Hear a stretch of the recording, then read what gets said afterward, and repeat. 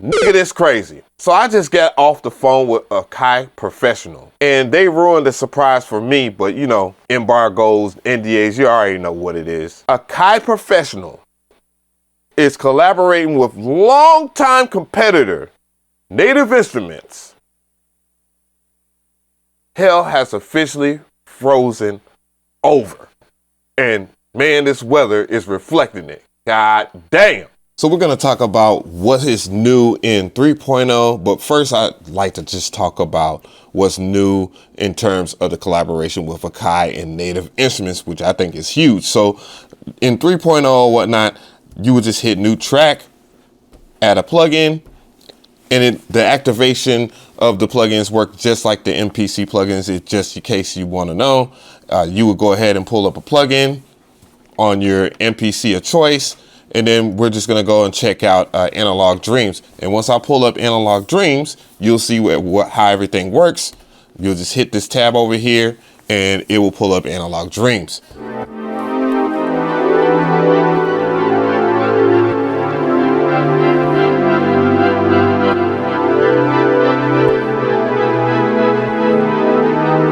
And these chord progressions are on 16levels.com. I have the link in the description box. But if you want to know about the price of this series, it is around $30, I believe, for each individual Play Series MPC edition, and you can get it at nativeinstruments.com. It's crazy, man. I'm still flabbergasted over that. I got to use that word like that. You can pick out different sounds. So this is Analog Dream. This is a classic over here. They have different categories or whatnot. You have bass category, you have leads, you have synths, you have pads, plucks, and I'm gonna go over here and you can see that it's just as simple as navigating. This is all standalone, by the way.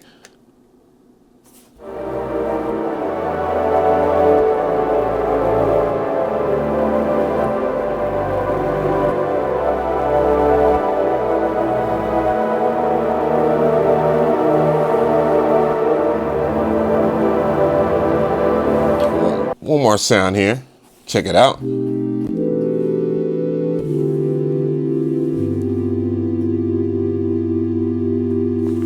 Nice and smooth here. I'm just going to turn it up a little bit more.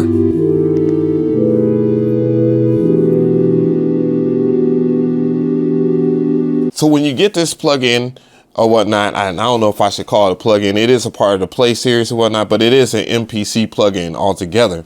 You have a home screen here and you have an edit screen that's similar to how it would be if you was to use like Contact or whatnot, which has me excited or whatever. And you see that you have different settings or whatnot. I'm on the MPC X SE, or if you're on the MPC X, but the XSC is a little different. It has some perks to it. I have all the cue links here, but if you was on the MPC Live 2 or the 1 and so forth, you would have cue link features or whatnot, and they are mapped to the cue link, so that works. So if you see my hand over here at the bottom left side of the screen, you see I'm messing with the global pitch right now.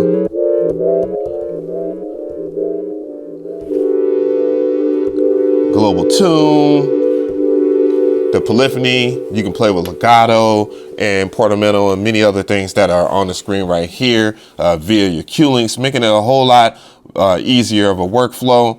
You have your different layers, similar to like how it would be if you was using Contact or whatever inside of your favorite DAW of choice. You have different layers here that you can control an amp and filter envelopes, LFOs, same thing with like layer B. So, if you're familiar with the Play Series, not much has changed here. You have the different effects and stuff like that. And then you have your aftertouch stuff and that you can mess with, and you can see all of the different parameters that you have control over, and you can control them natively with your cue links. Okay, so the next one we have is Cloud Supply. Cloud Supply has been MPC'd all the way up, and you can see the UI for what it is. And this is one of the more popular ones by Native Instruments. I have this one too. There are more Play Series plugins that will be available in the future, so just keep an eye out on that. And of course, we'll cover them on this channel per usual. There are some new additions to MPC 3.0 as you would expect in this final build. For an example, we have new key groups. It's called advanced key groups. So what I'm going to do is go to a new track, and then I'm going to create a key group. Then I will go into browse, and then I will select an expansion that has a key group in it. I've selected the F9 instruments, which is one of my classic favorites over here. I will select one of these. So I like this key group right here. What I'm going to go ahead and do is load it. I can just load it in a new track. I don't really have to set a new key group. I just want to show you how to set up a key group in 3.0. It will load up, and then we'll get it started. Now that we have a key group, I'm just going to press the program edit button, which will lead me into track edit. If you don't have a program edit button on your MPC, you would just press menu and then just press track edit, which will allow you to edit your program, as it's now called a track edit. And you'll see at the top over here where it says legacy, you can turn that off, and now you're into the advanced key group. It might not look like much now that I exited out of legacy, but if you look down here at this tab, at the tabs, you can navigate over and you can see different parameters like LFO1, utilities. You can do key stack unisons. I believe that's what it's called, randomize, mod matrix, and so forth. So it's basically a synthesizer now. Like you can do some more synthesis with your key groups. So if I was to turn it back on, you see what is left out of the new key groups. Now you can get into the advanced settings and stuff like that, where you can add, you have dual filters, so you can set up different filters. And yes, even if you were to mess with your drum programs or whatnot, you have new individual filters. They have like an old school MPC filter. It's a whole lot. It's just loaded. Yeah, parallel to serial, you know, things that weren't around. So if I go back out, you don't have the access to that anymore. And versus if I was to go over here, now that I have access to the advanced features. So that's basically about it in a nutshell. There is a little bit more. You can now automate different parameters at once or individually. In this new feature, you can do different utilities. Let me just go ahead and show you some of the new features over here. Look, this is crazy, bro. Like there is a whole lot more that you can do with the MPC in 3.0, in which some things that I did ask them for based off of some of my favorite plugins, you know, on your computer or whatnot, and they kind of delivered on that in a big way. Outside of you can't do like separate layer arpeggiation. That's the only thing that wasn't added, but who knows what they'll add in the future. I'm not gonna hate too hard, you know what I'm saying? Like we can't get it all at once. They're figuring it out piece by piece. But yeah, you can see you can do different tempo syncs, time scaling. What the heck, man? It's crazy.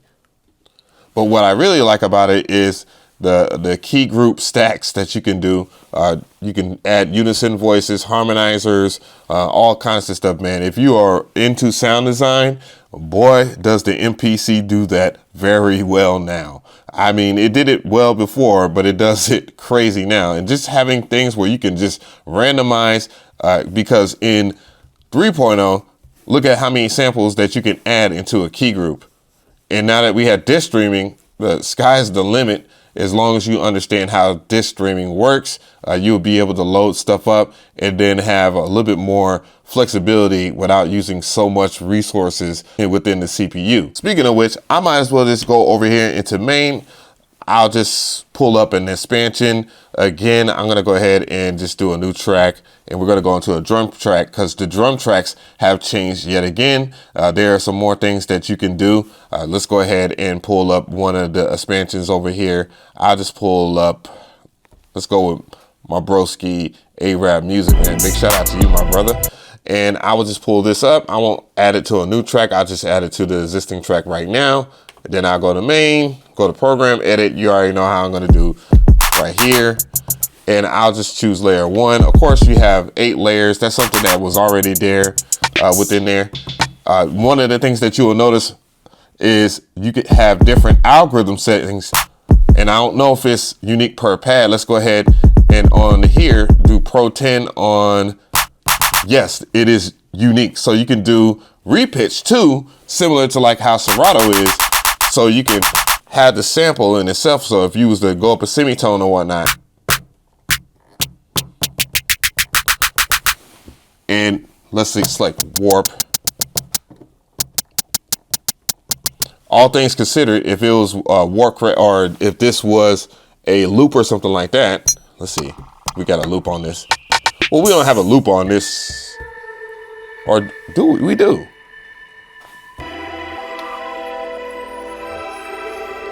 Now we have this warp. Let's go ahead and do repitch on this.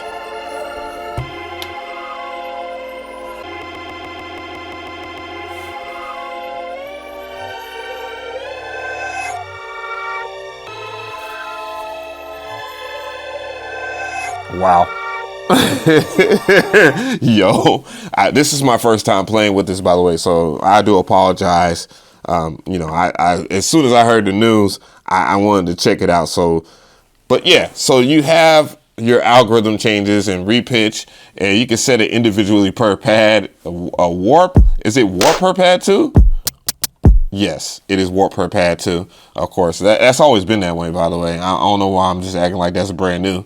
But yeah, you can do warping individually per pad. It's always been the case, but now the algorithm is there. You can change it individually, which was never there. Also, one of the things that wasn't working during the beta was like if you was to change the note or whatever, or change the semitone, the key wasn't registering. They fixed that along with the pad accuracy too. So now the pads are working like they used to when you are, so if you're a finger drummer, it is now safe to finger drum in 3.0. That was a struggle.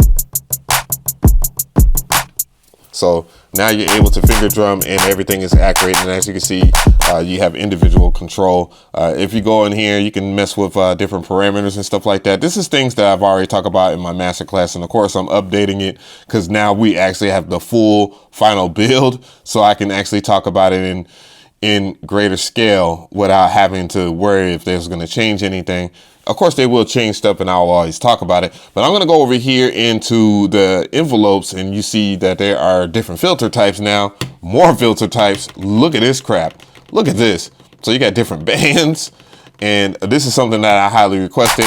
So, you know, it's individual clearly. So I'm going to go over here and select MPC. And then I'm going to go ahead and mess with the filter cutoff. So we can hear how this clap sounds like with the different filters. So if you want to get intricate with your drum design or your key group design, you have quite the amount of choices that you can mess with. So I'm gonna go, let me go back to the filter and I'm gonna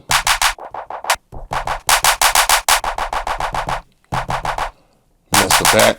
Now, of course, you can still change the pitch and the envelopes and stuff like that. It's just a better experience. So here's something that I don't really mess with, but I know it exists, and that is list mode. But this is meant for like modifiers, so you can have different modifiers per event or whatnot, and this helps with the automation. I'm not really into this, but if you go over here, you can see that you have note modifier settings, so you can do absolute, relative, and if you're into doing stuff like that, well, here it is. It's for you. The only thing that I saw that made me kind of sad, I went into the preferences over here, and then I went through some of the project defaults, and one of the things that I hope will make a return is being able to set up different time signatures. That was one of the things that I did do in the MPC. Not all the time. Of course, you know, I worked in 4.4 or whatnot, but I did not see it in here. And I'm just taking a look while I'm talking, so to make sure that I, you know, if I missed it, and I know I don't see it in general, and that's the only thing that is missing so far out of 3.0. And if if you're doing like 6/4 time signatures and stuff like that, or 3/4s, that's unfortunately not here. But one thing I will note, if you haven't noticed, if you go into the arrangement in itself and know there's still no time signatures over here, you can still go into the track and you can set up, you know, different things like one of the things that people were saying, like, I don't know how to clear stuff. You still have pinch, quantize, convert to progressions, and bounce the sample, bounce the audio, and all this other stuff. That was one thing that many of us missed during the whole entire beta. Some people probably knew it, some people don't. And of course, you know, you still have the arranger over here, and it looks so much better on the MPC-X. So this is a lot clearer. So if you're blind like me, or if you have something arranged, and you can also go into list mode from over here too as well, if you are trying to set things up and do any kind of weird automation or override automation or something like that. But yeah, that's the only thing. That's the only thing that I hope will come back, and that is the ability to set up different time signatures. So let me know how you feel about this news. 3.0 is officially out, so I can finally finish up the masterclass. I've been having people, I've been having this annoying ass customer complain about me not having 3.0 for the key 37. And I'm thinking to myself, like, bruh, like, I can't finish it if, you know, certain things are buggy and certain things are missing. And now that we have this whole entire collaboration too as well with it, now I can see why they waited for 3.0 to come out. Unfortunately, if we're going to talk about the desktop, we don't have the desktop software in 3.0 yet. So all the desktop software heads, y'all just going to plug up 3.0 and it's going to convert back to like 2.15. I know y'all guys gonna be crying in the comment section. I know it. But you know, the Play series being on the MPC, I think that's humongous, bro. Straight up. And the fact that NKS support is working, integration is working with the MPC products, so you can, if you like the Machine 3 or whatever the software is called, I don't know what the software is called. It's been a minute. You can use your MPC stuff with it, and there's so much more coming down the pipeline, bro. I'm not allowed to talk about it, man. I'm gonna go to NAMM, and we're gonna see what's going down. You know what I mean?